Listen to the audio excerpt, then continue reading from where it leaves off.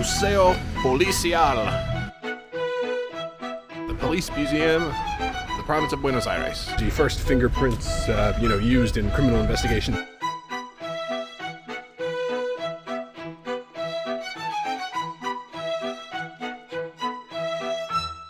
Welcome back, everyone. La Plata, Argentina. We're back.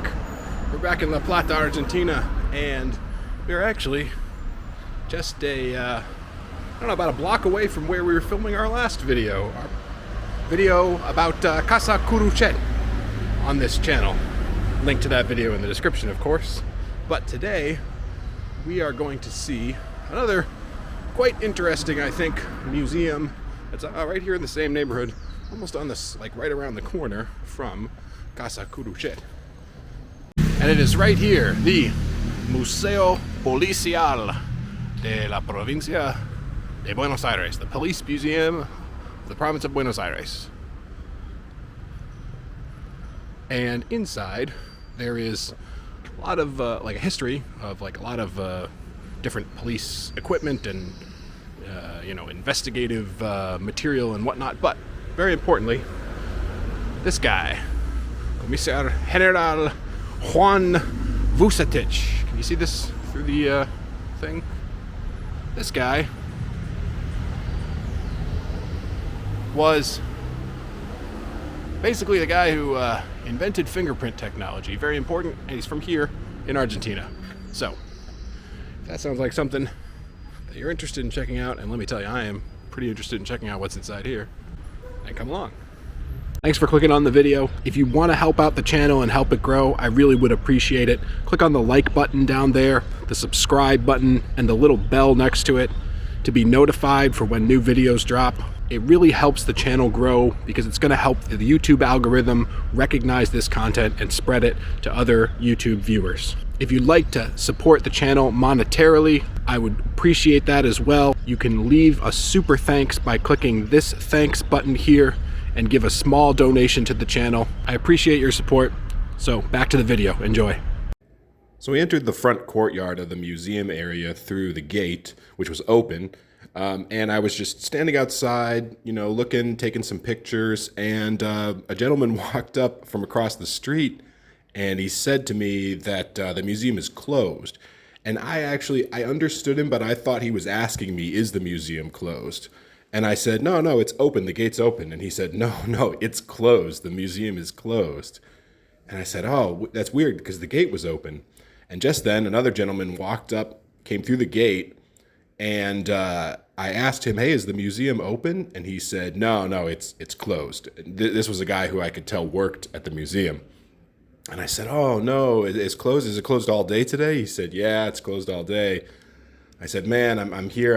It's one of my last days in La Plata. I'm making a YouTube video. I wanted to make a YouTube video about the museum.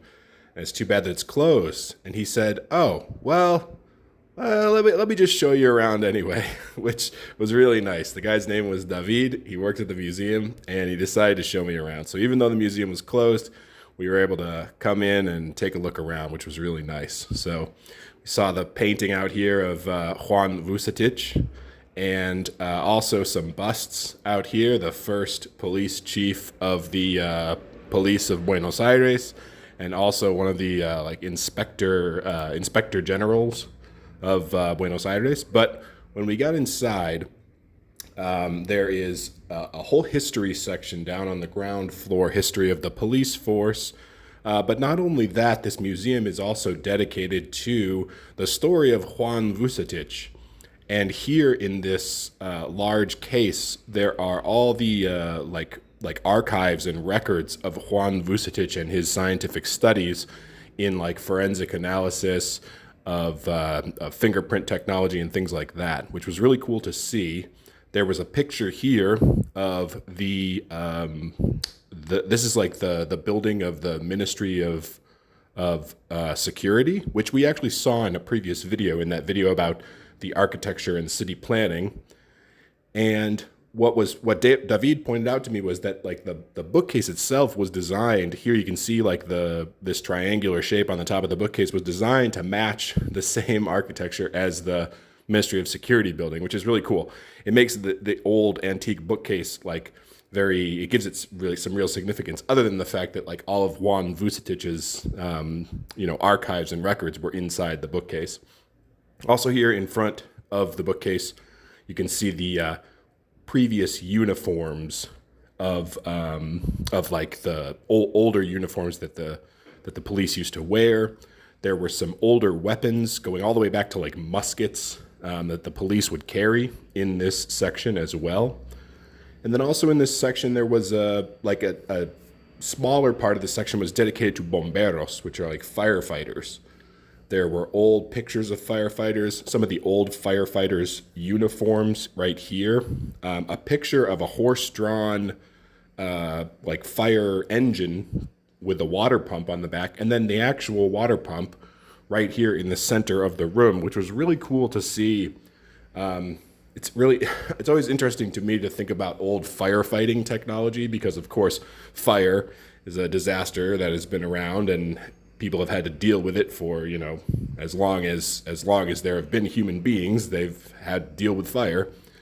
But very interesting to see the old firefighting technology. Now, in the next room over, this was all dedicated to police equipment, and there were like a lot of stuff to see in here: weapons, uniforms, a couple of police motorcycles. Here you can see the uniforms over the years, different versions of them. This here was actually the first uniform that was specifically for female officers, for the first female police officers in the police force.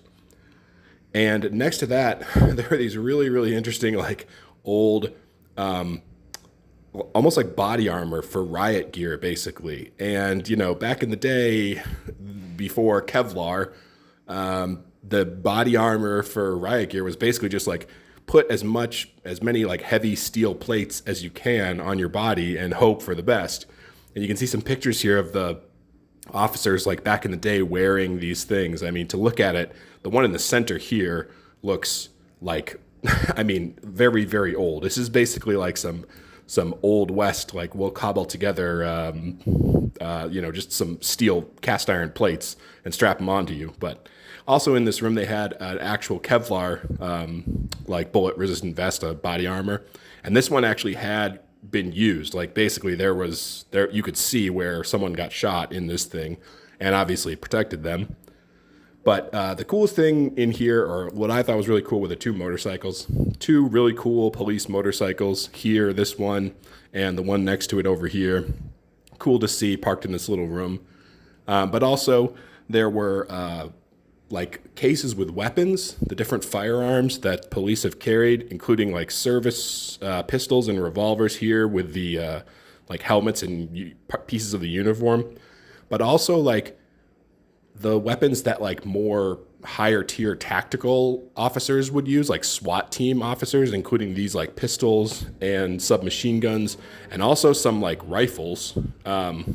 What I thought was really interesting here was, in this case, they have these 3 submachine guns that were used. One of them is like the grease gun, which is like an older World War II era United States design, trying to design like a very, very cheap to assemble submachine gun. And of course, there were tons of them made, so the surplus went out to like militaries and police forces after the war. There's also here the Uzi, which is like the Israeli design, which is like much more complex and expensive to make. But then the one on the top here is actually an Argentine design that I had heard about before, that was like, they kind of like made their own version of the Uzi using the same design. And I think these were actually pretty like widely produced in Argentina and distributed to police forces and military in Argentina, which is interesting that they have it here. Also like a couple of like shotguns for the tactical like SWAT team and a SWAT team like uniform. And then in the middle of the room, there was this like a heavy machine gun, a crew-served heavy machine gun on a tripod. And to me, like just at first glance, it looked kind of like the Browning machine gun. But then when I looked closer on the plaque, it said 1909 and it said Mauser Argentino. So I'm not quite sure exactly what type of machine gun this is, but it was right here in the middle of the room. So I figured take a picture of it. But beyond that room, we decided to go upstairs. And upstairs, there's two very interesting sections. The first of which is actually an art gallery, which is kind of out of character for the rest of the museum, but I found very interesting. This part of like a community outreach program from the police, where they basically set up an art gallery in one of the rooms and invited local artists to submit art that would be displayed in the gallery. So you can see here these pieces along this wall and some others here, more pieces along the other wall, and then they had like a nameplate with the different artists and showing off their, the artists and descriptions of the and the titles of the paintings, which I think is really cool. David told me a little bit about how it was a community outreach project, and I think they rotate the artists, so I think it's sort of like a rotating exhibition, which is pretty cool. Next to that was the section about Juan Vucetich. Now this section I thought was probably the most interesting. I mean, the history stuff in the downstairs and seeing all the police equipment was kind of cool, but the Juan Vucetich stuff is very, very interesting to me because I had heard before my trip to Argentina about Juan Vucetich. I had forgotten his name, but I had heard that the person who discovered or studied and first used fingerprints to identify someone was from Argentina. So it was really interesting to see this.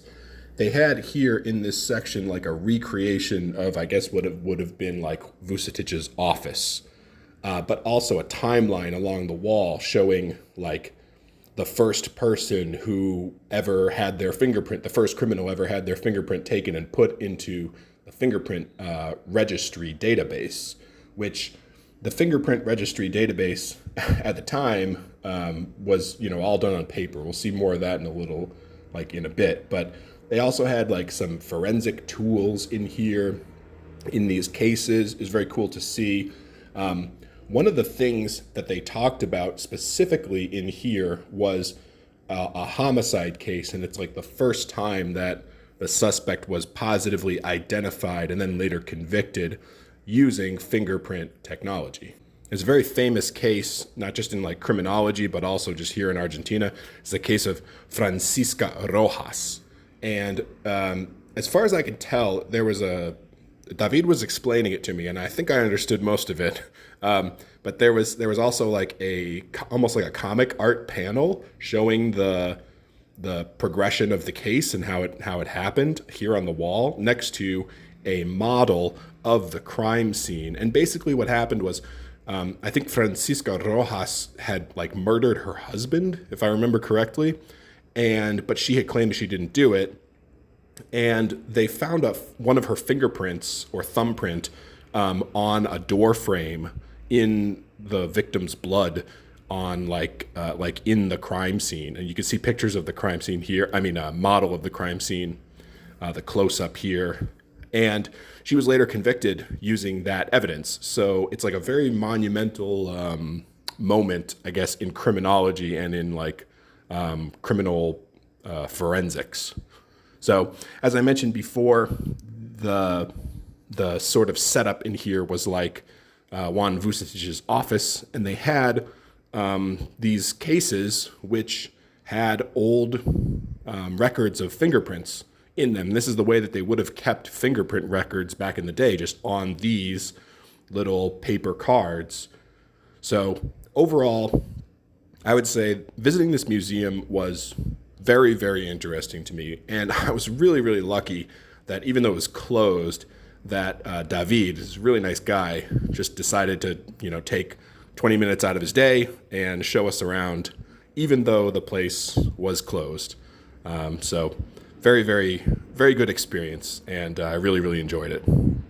Well, that's it. That was very, very cool. Even though the museum was actually closed, like temporarily closed when we showed up, a very, very nice gentleman, David, showed us around. This is something that I've noticed happens in Argentina, man. You show up somewhere, place is closed. They say, start talking to somebody, and eventually they just say, let me show you around.